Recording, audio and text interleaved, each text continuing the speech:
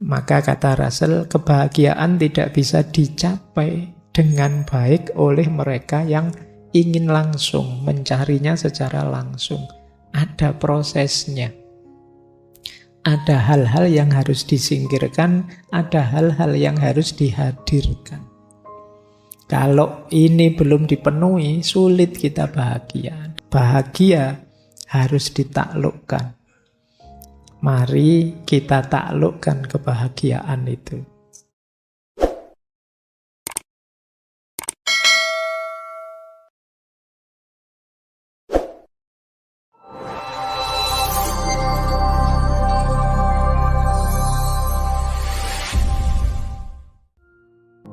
Assalamualaikum warahmatullahi wabarakatuh.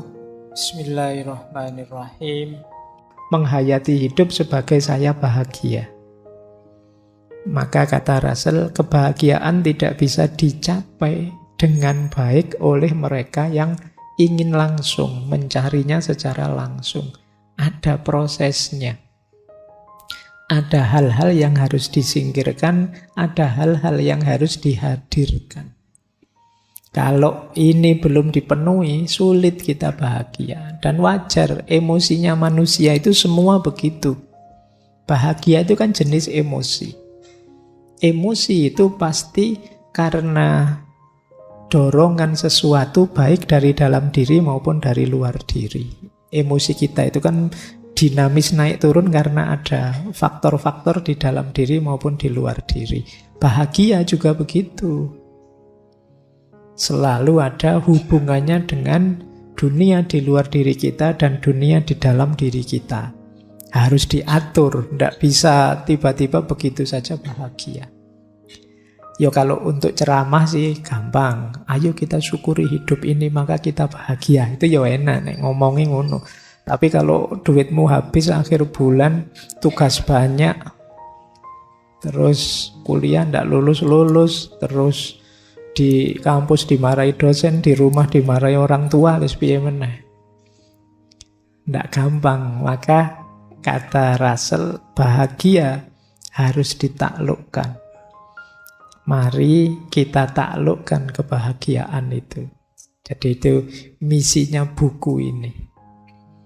Maka beliau menyatakan, demi kebahagiaan, ini umumnya ya, manusia membutuhkan bukan hanya nikmat ini atau nikmat itu, tapi juga perlu harapan, usaha, dan perubahan.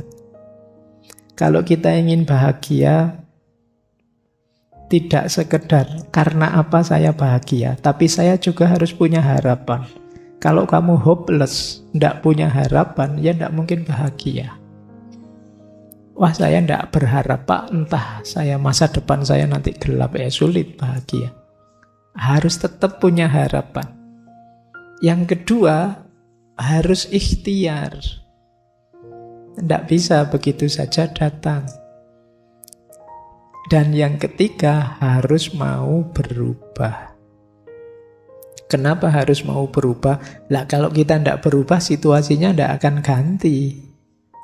Sekarang sedang tidak bahagia, yuk berubah yuk, tidak mau apa? Ya sudah, yuk tidak bahagia terus. Ya tetap harus mau berubah, harus tahu mana yang harus diubah, biar saya bahagia. Ikhtiar tadi dalam rangka mengupayakan menemukan apa yang harus diubah, karena sekarang saya tidak bahagia, besok saya harus bahagia, berarti harus ada yang diubah. Tapi ikhtiar untuk perubahan tidak ada gunanya kalau kita tidak punya harapan. Jadi kalau kita tidak berharap, apa ya kita mau berikhtiar secara semangat. Kalau kita hopeless kan tidak mau ngapa-ngapain sudah. Jadi kuncinya 3, harapan, upaya, dan berubah. Disitulah nanti kita bisa bahagia. Baik, saya lanjutkan. Nah, ini kan teorinya gampang-gampang kan? Kita lanjutkan ya. Terus kita mulai penjelajahan kita untuk memahami apa sih yang membuat tidak bahagia. Nanti banyak sekali, kita urai satu-satu. Yang pertama, Ini menarik. Istilahnya Russell, kepribadian Byronic. Byronic ini bukan istilah aneh-aneh sih. Byronic itu nama seorang penyair romantik Inggris. Namanya Lord Byron. Itu puisi-puisinya biasanya cirinya melankolis, dramatis, sedih, sepi. Itu Byron. Nah, individu yang berciri Byron itu individu yang senengannya menyendiri, sukanya merenung.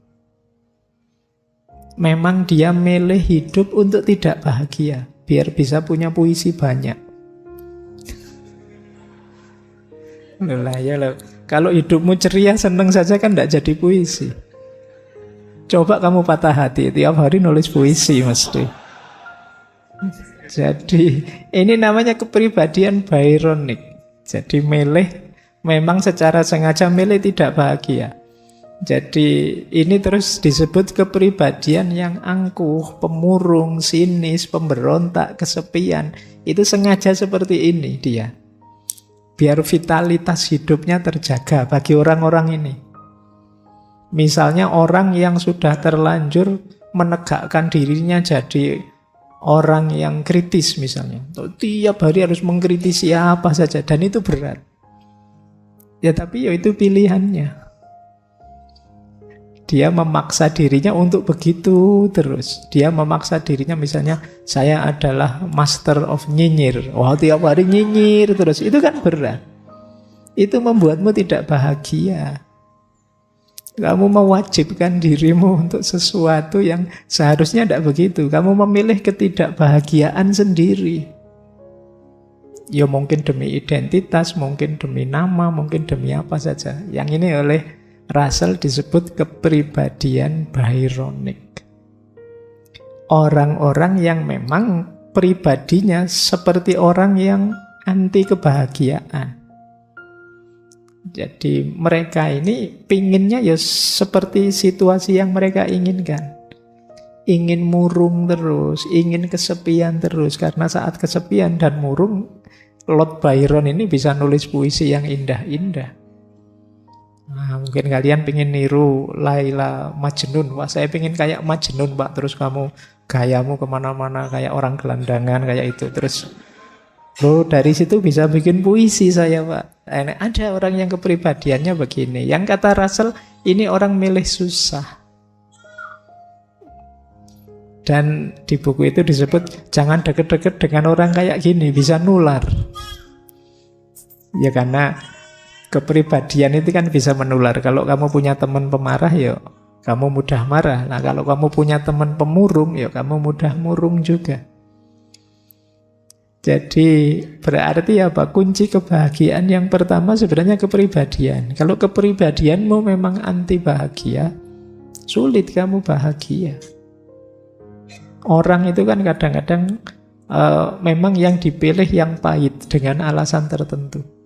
Mungkin biar dikasihani, mungkin biar otentik, mungkin biar disukai orang dan lain sebagainya. Tapi itu menyusahkan dirinya sendiri. Kayak kalian ini misalnya ngaji filsafat berapa hari itu, terus tiap hari memaksa kalau ngomong harus filosofis. Wah, disuruh bahasa apa-apa sedikit-dikit filosofis. Kamu nyusahi dirimu sendiri ya. Kalau pas bisa filosofis saja. Kalau enggak bisa ya enggak usah. Secukupnya saja, itu lebih nyaman. Jadi ini yang disebut kepribadian Byronic. Kepribadian seperti ini ya sulit untuk bisa bahagia seperti penyair tadi. Kata Russell, kecuali engkau seorang Byronic, engkau akan berusaha menghindar berada di dekat orang-orang yang senang dengan ketidakbahagiaan. Karena sifat negatif mereka mungkin akan menular kepadamu. Ada quote yang menarik tentang kepribadian Byronic itu. Kata Russell begini, orang yang tidak bahagia itu seperti seorang pria yang kurang tidur. Selalu bangga dengan kenyataan. Ini kamu harus mikir memahami quotes ini. Orang kurang tidur itu kan biasanya orang sibuk, pekerjaannya banyak, tidak sempat ada waktu untuk istirahat, untuk santai. Loh, orang seperti ini tuh loh kan banyak yang membanggakan hidupnya.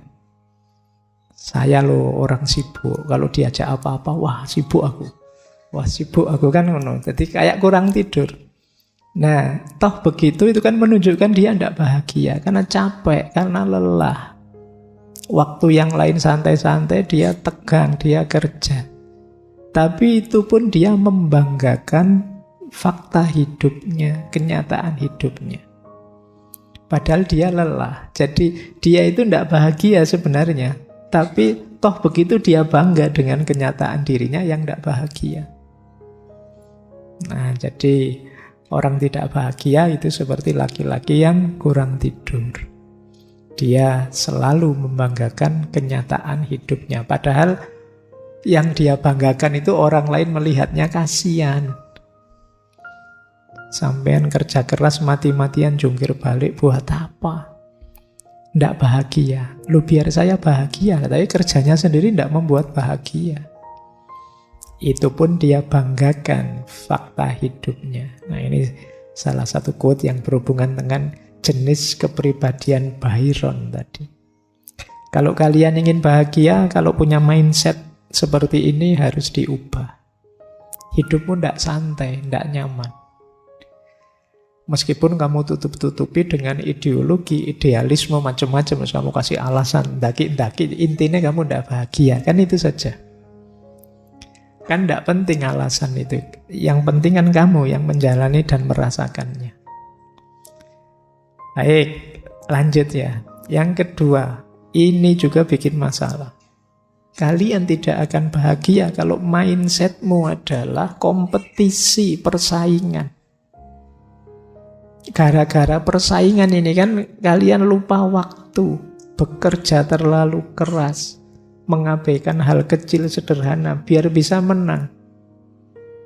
Kalian selalu lirik kiri, lirik kanan, jangan-jangan ada yang lebih hebat dari saya. Jangan-jangan ada yang lebih pintar dari saya. Jangan-jangan ada yang lebih ganteng dari saya. Sudah. Kuliah hari pertama tolah-toleh yang kamu incer, ini yang pintar, lebih pintar dari saya mana ya? Yang lebih ganteng dari saya mana ya? Logikamu selalu logika persaingan. Atau jangan-jangan kamu lihat ini motornya yang lebih mahal dari saya mana ya? Persaingan. Jadi akan berat. Kata Russell, bagi saya, hal yang ingin saya peroleh dari uang adalah waktu luang dan rasa aman. Namun, apa yang diinginkan oleh manusia modern pada umumnya adalah mendapatkan lebih banyak uang dengan maksud untuk menyombongkan diri, kemegahan, dan lebih menonjol dibandingkan orang-orang yang selama ini setara dengannya. Jadi sebenarnya kita itu kerja secukupnya ya cukup untuk memenuhi hidup kita. Tapi karena logika persaingan tadi, saya harus lebih dari yang lain, saya harus yang paling menonjol, maka kita jadinya habis-habisan. Energi kita terserap ke sana dan hidup kita sangat lelah, capek. Apa enggak boleh maju kalau gitu? Kalau ingin maju-maju saja, ingin hebat-hebat saja, enggak usah pakai mindset perbandingan. Melelahkan. Jadi mindset perbandingan itu apa-apa kamu lihat kiri kanan terus tiap hari. Kan itu melelahkan. Kamu ingin selalu menonjol lebih dari yang lain. Kamu menonjol bagus tapi tidak harus dengan logika kompetisi atau persaingan. Hidupmu akan sangat berat. Kalau mindsetmu ini, kamu tidak bisa tidur tenang. Jadi hidupmu tidak akan nyaman. Oke, nanti ada temanmu dapat pasangan, punya pacar, kamu greges. Waduh, kok saya belum ya? Akhirnya nyari sedapat-dapatnya. Nah, nanti temanmu jadi capek tiap hari kamu ngeladeni kiri kananmu. temennya beli motor baru, pakai baju bagus, pakai kamu, wah, kamu ndak tenang tiap hari ke puskesmas nanti. Capek melayani kompetisi atau persaingan. Kata Russell, saya tidak memungkiri bahwa perasaan sukses membuat kita lebih mudah menikmati hidup. Apa yang saya tegaskan adalah kesuksesan hanya bisa menjadi salah satu unsur dalam kebahagiaan. Dan itu terlalu mahal dibeli jika semua unsur lainnya dikorbankan untuk memperolehnya. Sukses iya penting, kita bisa bahagia karena sukses. Tapi jangan segalanya untuk sukses itu. Hidup kita ini banyak sisinya yang lain.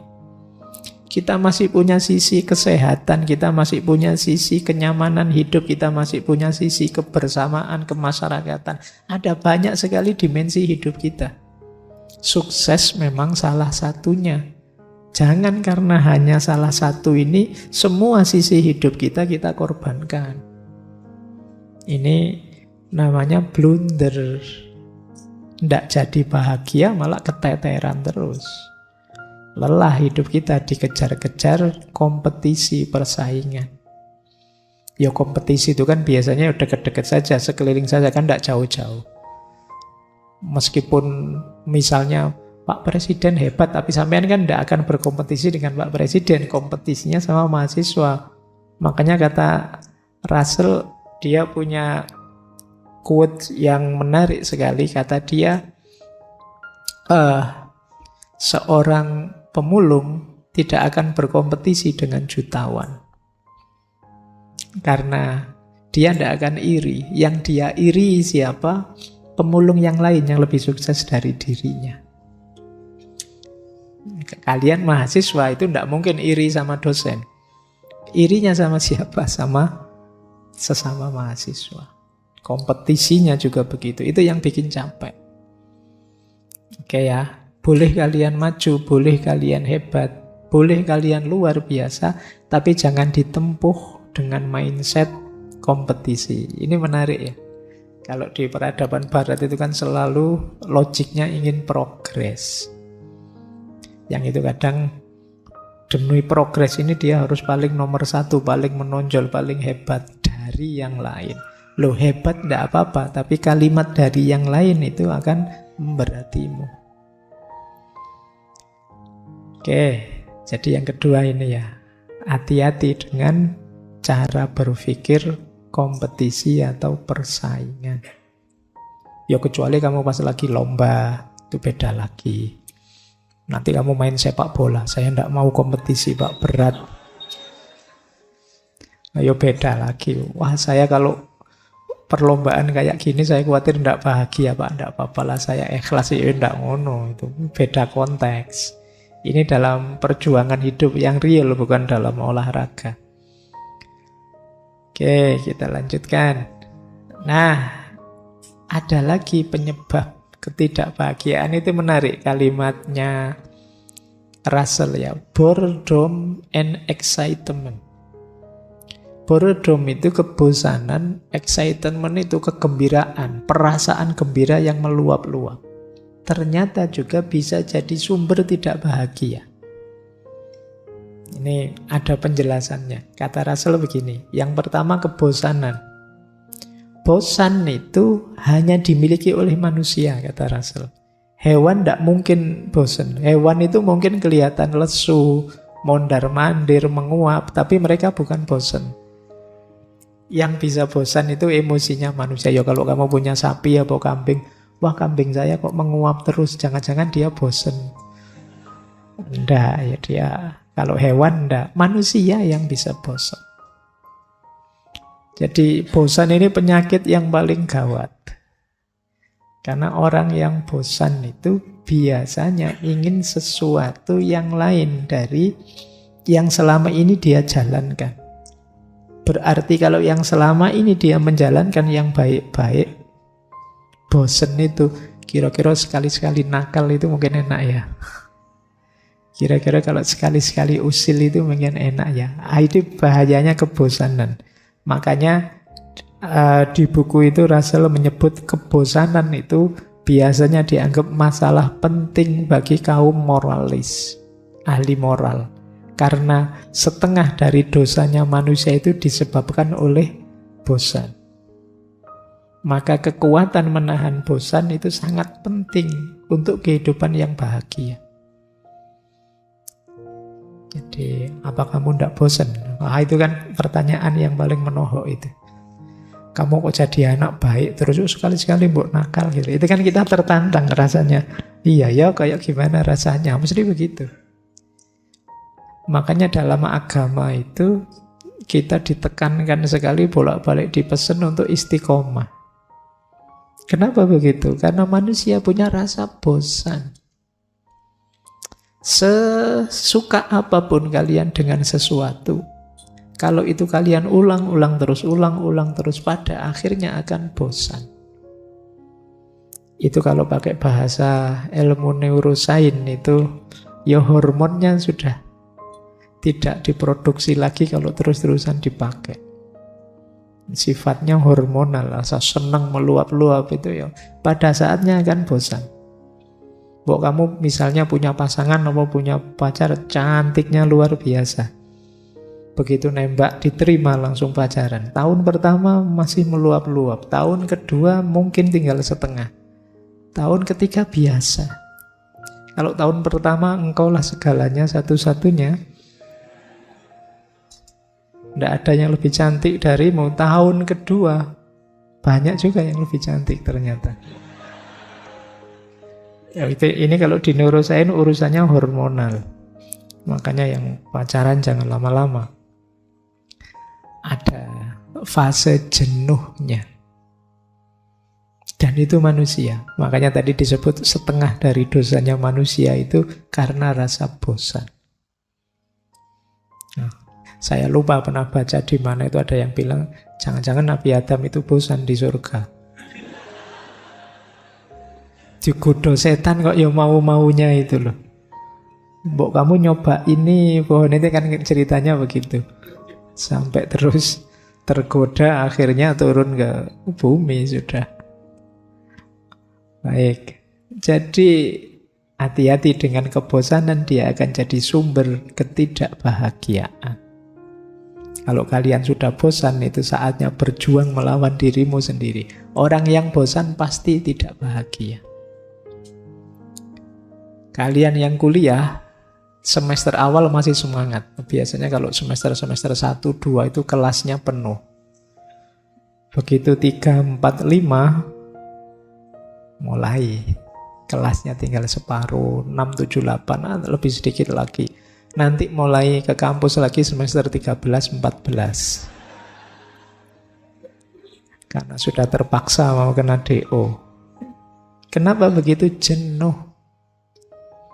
Jadi tantangannya kebaikan itu rasa jenuh.